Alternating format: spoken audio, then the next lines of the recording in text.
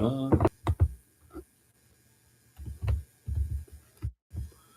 think it's all set up. Welcome to this late night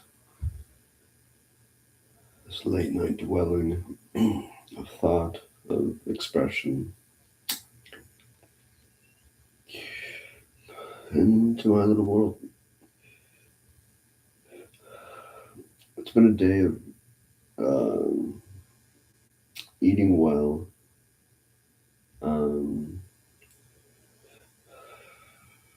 I want to say I slept or took a nap in the morning, like mid morning to early afternoon.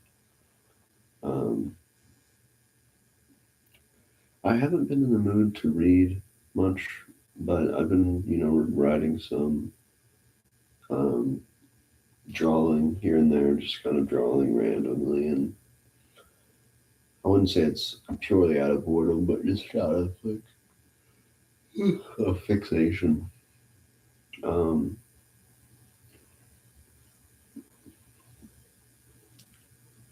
I really wanted to come on and kind of just extend my mind on some things.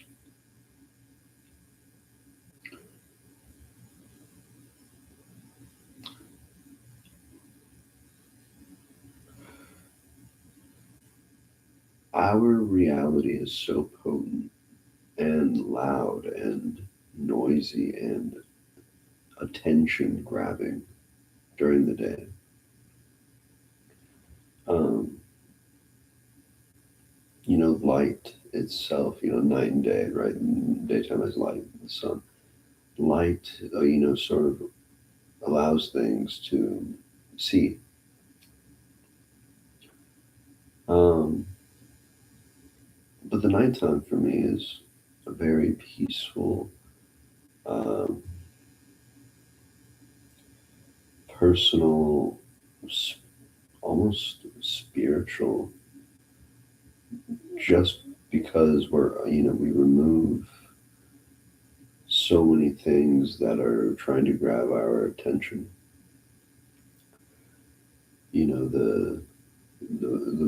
The rat race of life, the mechanical uh, circuitry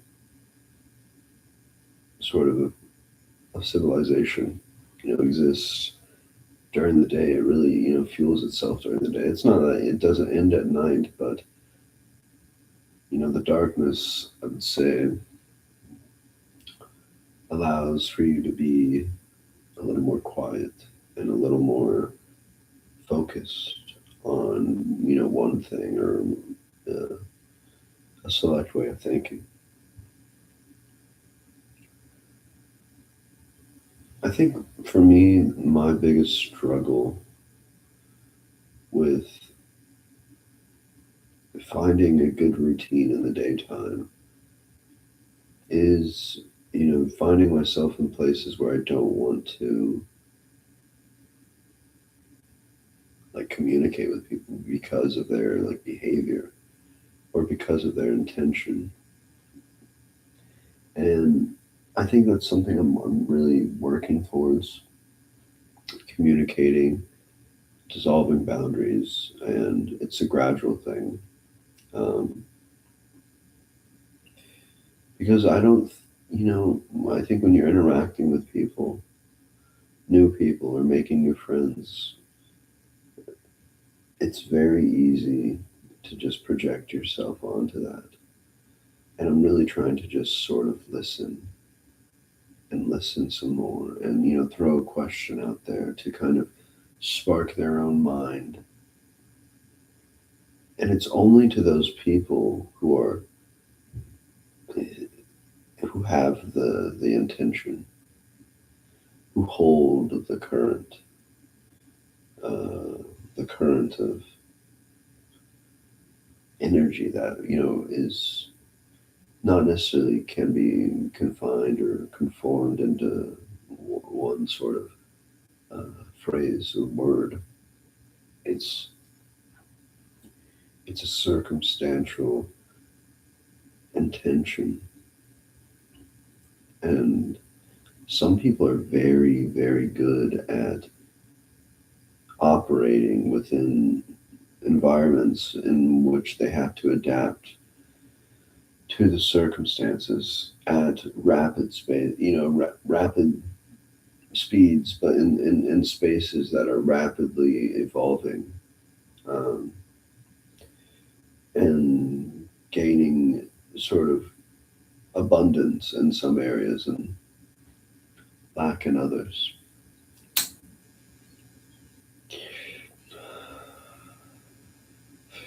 The video game taught me what I just said. I'm not saying you're perfect at it, but when there's something about on the fly dealing with it as it is, taking everything as it is, taking it in and rolling it back out, playing your cards. For me, playing the cards has always been the issue. I'm really good at playing other people's cards and responding in that way, but I think when you really have to play your own cards and in a way become your own dealer, um, and I think if I'm gonna explain this metaphor, dealing yourself your own cards is becoming a seeker of, I wouldn't say truth or understanding or to have a reason, no, but you'll find people who do that and they're out there.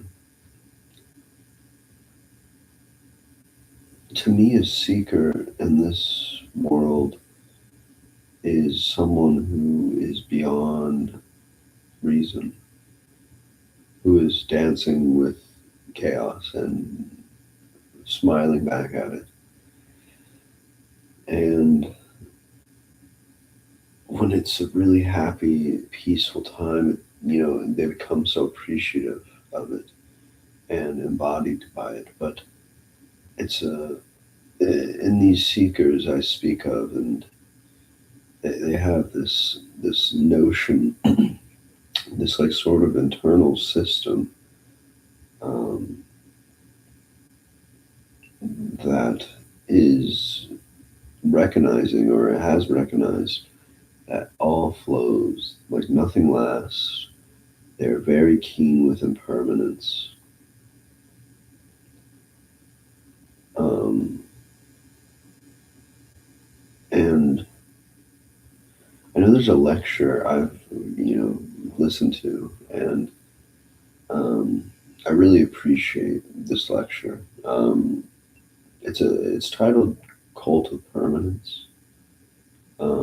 It's a Terence McKenna lecture, um, but the cult of permanence is what he kind of describes as our society, and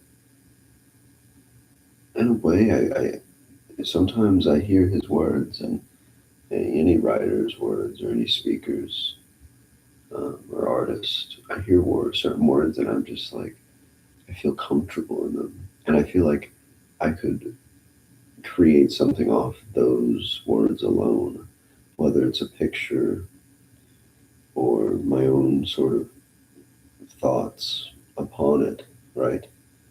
Um,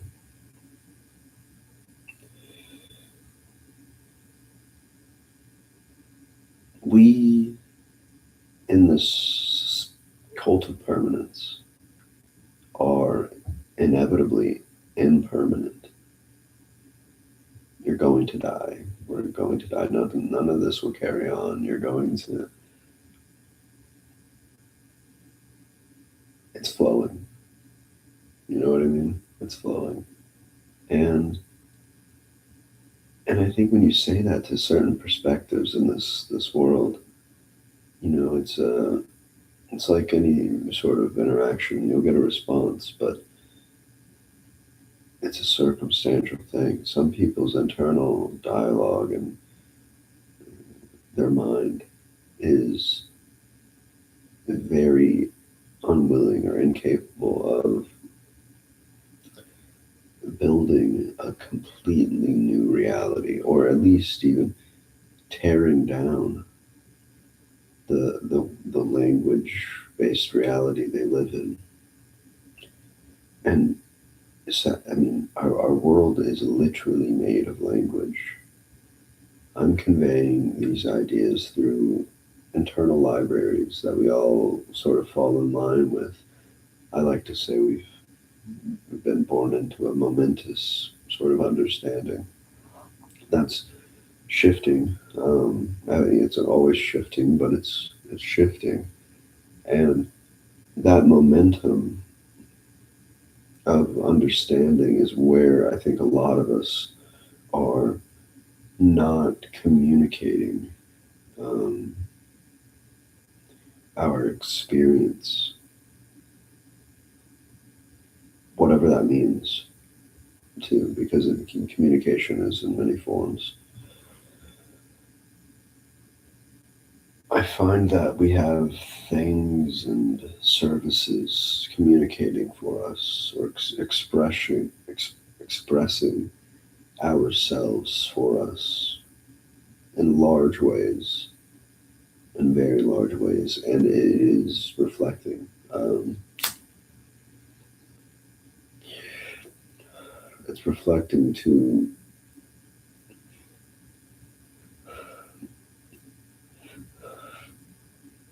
it's reflecting to a mirror, and that mirror is technology and electronics, the internet.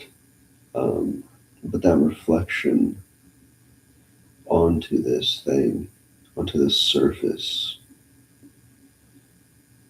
it creates a fractalized sort of momentum, a fractalized sort of, excuse me, a burp, but it creates a fractalized momentum off of this sort of reflection.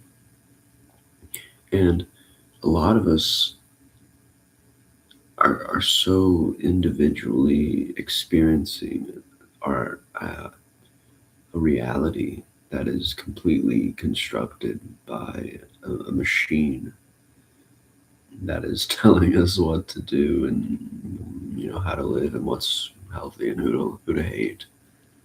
Um,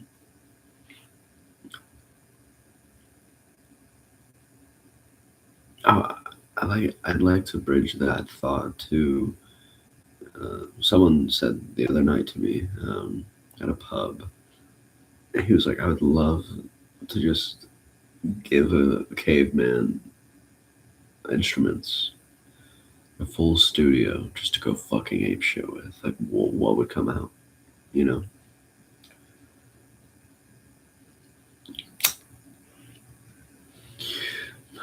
that's the sort of thought I've been having lately with my art, with my expression. I'm just seeing what fucking comes out. And I think for me, I had a problem with copying, but and I mean, born as a Westerner, I kind of got dealt the wrong hands about owning and materialism and consuming and money. Now I'm at a point, it's like I just want to make a song. I just want to write this. I want to paint that, and we can talk about it. We can use some words for it, but at the same time, it's just I did it. You like it. Here you go. Let's experience it. Monetization has really killed us in expressing ourselves. The amount of cameras everywhere have really killed our expression. I think and their cameras almost have lost their integrity. Like a picture was very novel at one point. Um, I feel like a movie was very novel at one point. I have been hearing that, we have some good movies that just came out in 2026. Some horror movies, and um, I think two horror movies yeah, I think two horror movies in recent times. Haven't seen, but I do think I might have to go check them out.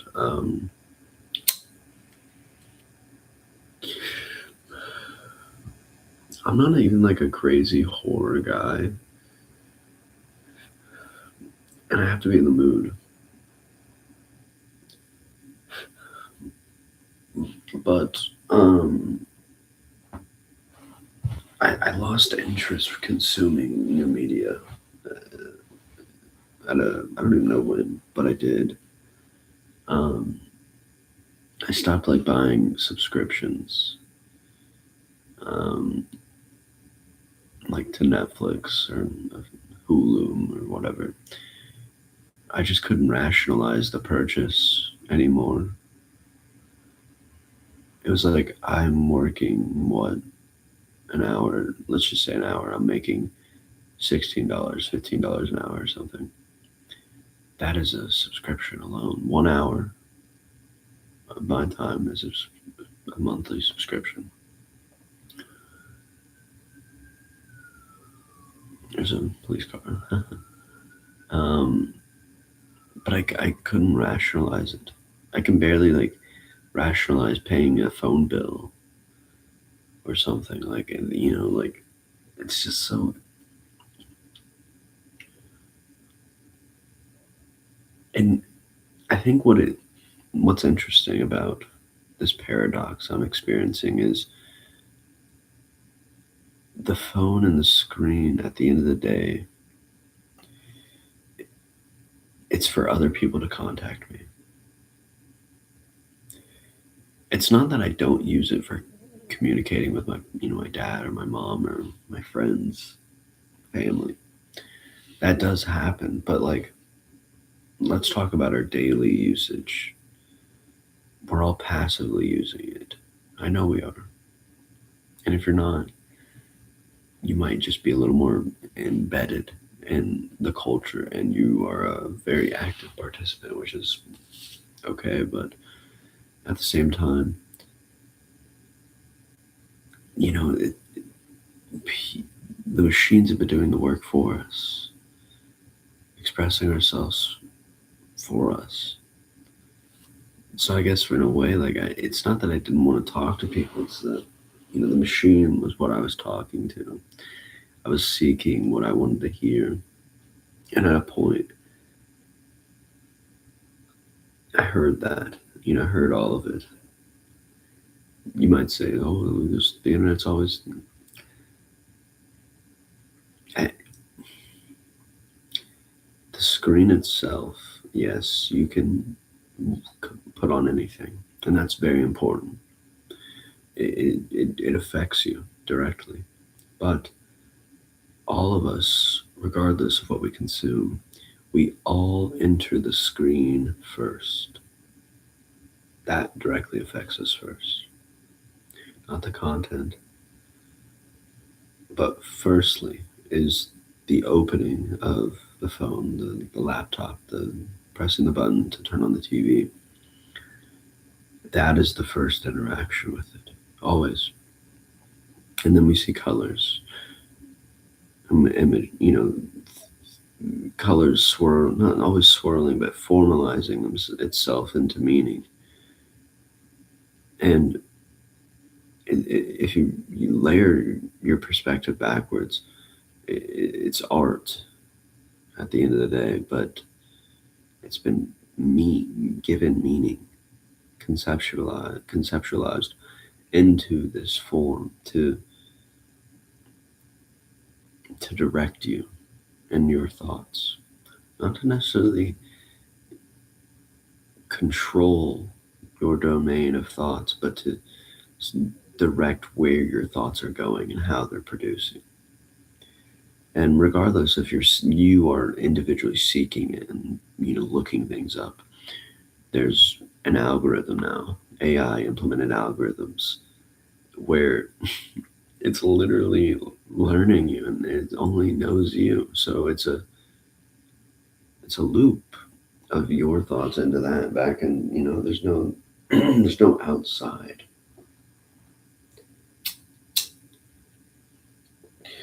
It's not like we all saw the same thing. It's we all saw what we think to be right or think to be wrong. What we all saw the domains of our minds on the screen, and that's what we're talking about.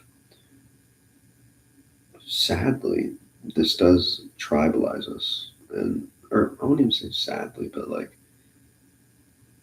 the large tribes are very in control. Let's say that the large, mundane, intentionless tribes are in control. They have been for a while, and I think people are of all age groups, of all age ranges, are waking to this, and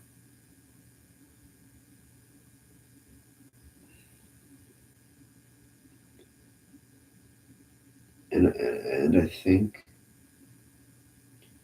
there's a fear in people in all age ranges, all age groups, that they themselves, like, they fear that they can change their life, but they fear that it will get seen and made fun of and monetized and profitized, and I think it has to do with how the cameras are so common and social media is so prevalent, and conversation nowadays just it has this underlying backlash of effect. But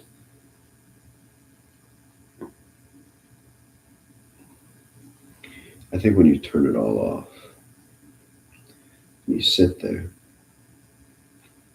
and you sit there, maybe read, maybe just do something where you're not on the screen, you get this feeling of either like you're missing out and you need to get your daily fix of the screen, so you eject yourself into the vision, or you get a notion of I'm alive.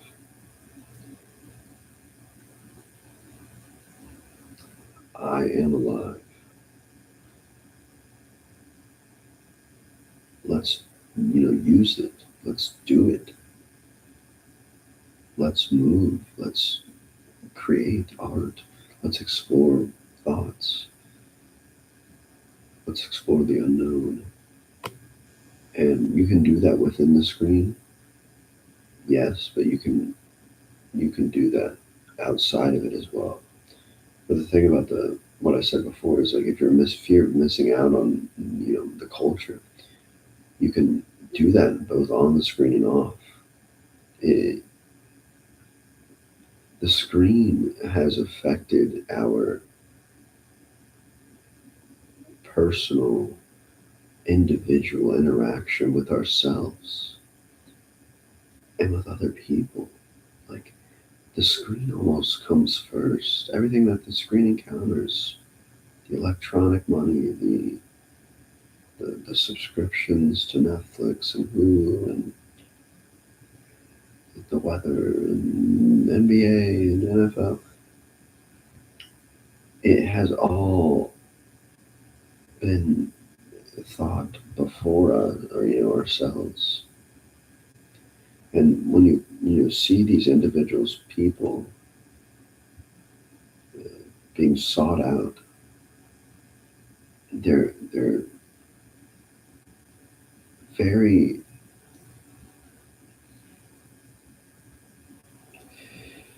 it's not that they're overprotective, but their cadence and their decision making for themselves and their belief is much more strict.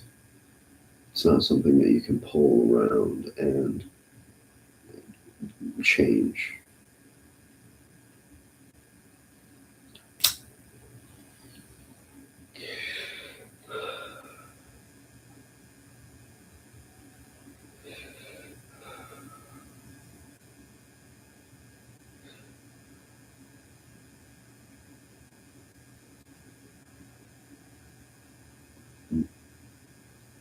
It's quiet. Catch y'all next time.